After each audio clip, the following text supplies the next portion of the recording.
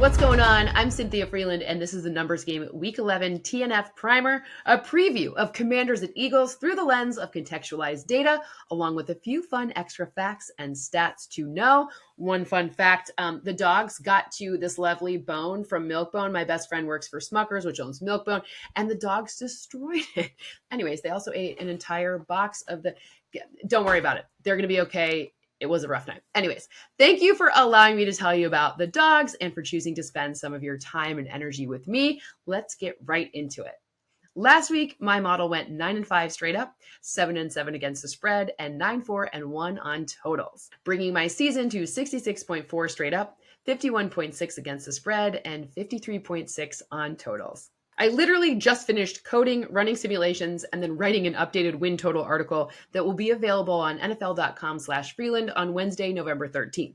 I'm working to get a guest to chat with me on here about the updated numbers, playoff odds, bye earning odds, which specific teams need what in order to make the playoffs, or who can play spoiler. So perhaps we will have a third show again this week, but it would be after our full week episode because obviously that's the priority. Also, if you read the article and want to know something specific, reach out and I'd love to answer. You can comment right here on this show page here on YouTube, C Frelund on X, or at Cynthia Frelund on Instagram. Okay, let's get down to business with a very exciting TNF matchup at the link between the Commanders and Eagles in their first in the home away series for this season. Philadelphia is a 3.5-point home favorite.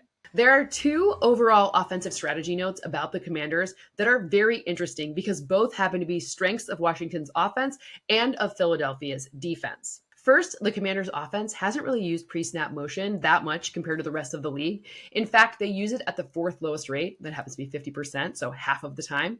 And without motion, they have next-gen stats' sixth best success rate. And the Eagles' defense happens to be fourth best at limiting offenses when they don't use pre-snap motion. Second is the use of empty. The Commanders have gone with an empty formation at the third highest rate, so it's 12.5% of plays, and they average the fourth most yards per play when they do at 7.9 yards. The Eagles have the sixth best defensive success rate when defending empty formations, though.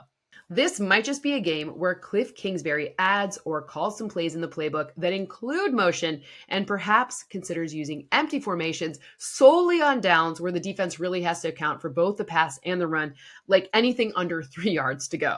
With Brian Robinson Jr. at least attempting to be back on the field, this could be a great time to hit the Eagles with some tendency busters. Speaking of a tendency that didn't hold last week, Jaden Daniels didn't scramble once against the Steelers. But even so, he still has a nearly 14% scramble rate, which paces the league. It follows that he has the most total yards at 343 on scrambles, along with a touchdown. Fun fact, over 73% of these scrambles have been rushes to the right.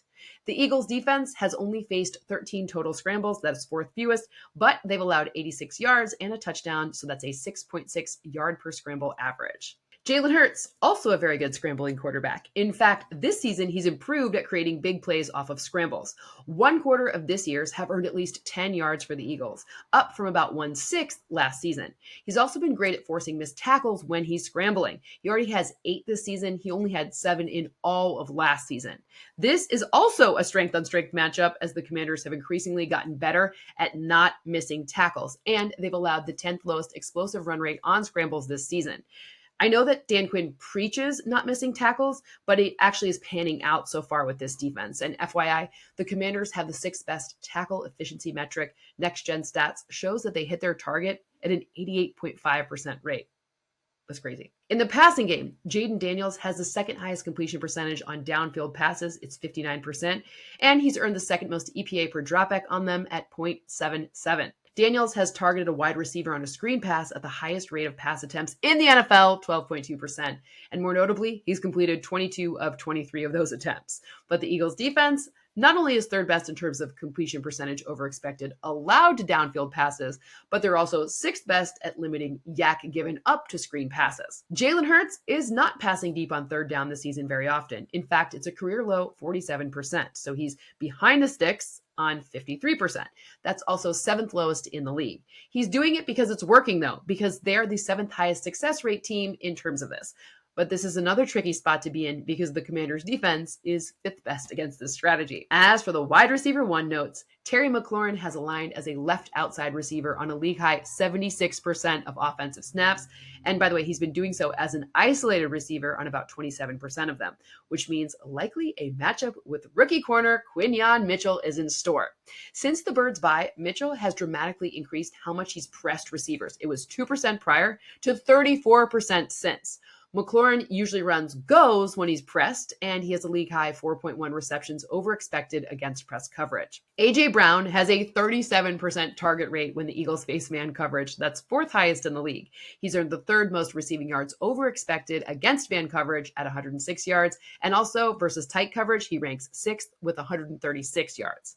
The Commanders have played man at the eighth highest rate. Both defenses rank in the top 5 in pressure to sack conversion rate. So when they get pressure, it results in a sack at the fourth highest rate for Washington and the fifth for Philly. Hurts has taken a sack on a quarter of pressure dropbacks, which is the fourth highest rate, and Daniels is tracking at about 19%, which is about average at 15th lowest. I know I'm getting a little long on this one, but it's a really good matchup, and they need to say one thing for a defender individually for each team. So for the Commanders, it's Bobby Wagner. He has 40 run stops this season. That's the second most among all defenders, so any position, and he has the third lowest missed tackle rate and the highest first tackle opportunity conversion rate at 73.4%. By the way, that's highest since 2016. This means he misses the first tackle the least often of anyone since Next Gen Stats started tracking. On the Eagles side, look out for Zach Bond. Last season he played edge, and this season he moved to an off-ball linebacker, and he has the fifth highest run stop rate. He's created the second best, so second fewest run stopping EPA, and has the second fewest target EPA. So he's really good against the run and against the pass. Bottom line, I have the Eagles by 2 this time around, 25-23. I say this time around because I can totally see these teams splitting the series. This is nearly a coin flip game in my simulations, so let's do an if-then for each team. In simulations where Washington wins, Jaden Daniels scrambles, screens, and plays from the shotgun, which they do at the third highest rate and average the fifth most yards per play when doing so, keep them ahead of the chains. To be specific, passes from the shotgun, not just runs, would likely need to be ramped up in volume because running out of the shotgun, which they do very, very often, is a terrible value proposition against Jalen Carter. So Washington passes from the shotgun at the lowest rate in the league, but when they do, it's been 7.4 yards per play. That's the second highest in the NFL. In simple words, if they use the shotgun alignment as a tendency buster and pass instead of run to keep Philadelphia off balance, they win.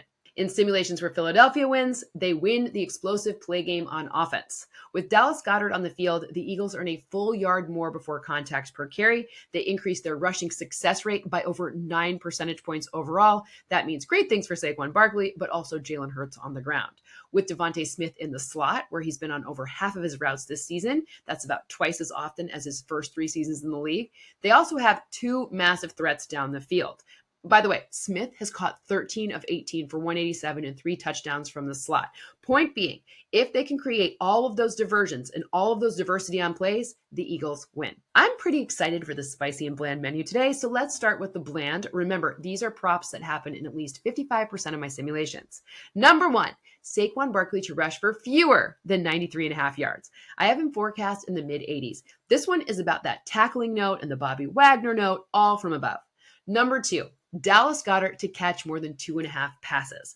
The Commanders are the only team in the NFL to have multiple off-ball linebackers generate more than 10 pressures, quarterback pressures this season. Frankie Louvu has 16. Bobby Wagner has 13. So passing to Dallas Goedert could be a smart play if the linebackers creep closer to the line of scrimmage. I do know he was limited in practice, but I have very strong indications that he'll be ready to be a full go on Thursday. And number 3, Zach Ertz to catch more than 3.5 passes. I also have his yardage eclipsing 34.5 yards, but that one is less certain due to some concerns about Brian Robinson Jr.'s status being unknown, and that impacts Austin Eckler and Ertz and anyways, so let's just stick with Ertz and at least 4 catches. Obviously, revenge comes into this one. Just kidding. It's more about those screens. Okay, the spicies. Remember, these happen in at least 48% of simulations, but have a good amount of volatility, so the juice is worth the squeeze.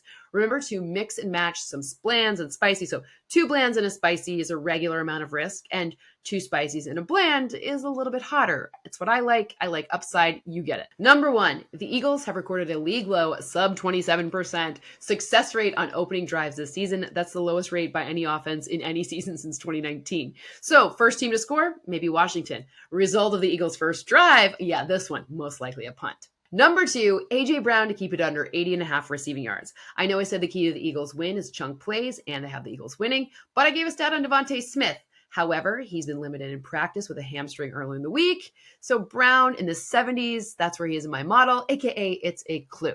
Last but not least, Terry McLaurin over 61.5 receiving yards. I have him in the low to mid 70s despite a tough matchup.